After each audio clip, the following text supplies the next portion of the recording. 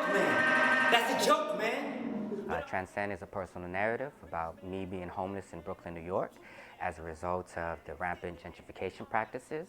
I was a student at Brooklyn College at the time, as well as a freelance performing artist. And one bad decision catapulted me into this crazy process of 3 weeks being homeless, doing anything I can to survive, from couch surfing, sleeping at the school, sleeping on the trains, and just really being exposed to the contemporary state of gentrification and what that means for working class folks, what that means for immigrant communities, what that means for students and artists in New York City that are just working to make a living.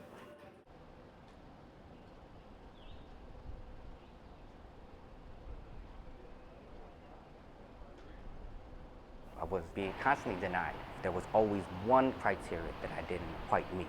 If it was the salary requirements, if it was the credit score requirements, if it was, looking at my background. Unfortunately, I did have a record at the time in housing court, but it was a complete misunderstanding. There was no fines, there were no actions, but it was just the mere fact that you have to attend.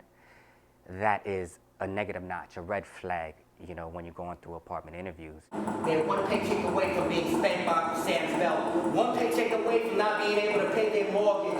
A set of residents are coming into more traditionally working immigrant communities and, driving up the rent or completely tearing down buildings, building condominiums, and regardless of the percentage of rent stabilized apartment units, you're left with being denied of apartments and displaced from one community to the next and constantly in this shuffle. I'm at my wit's end. I don't know what else to do. I actually contemplated suicide. It got to such a mentally traumatic point where I just wanted to give up. I was tired of going through interviews and getting denied. I was tired of being hustled by the application process where you have to pay 50 to 100, and I was just tired of just this lack of sensitivity towards what I was struggling with.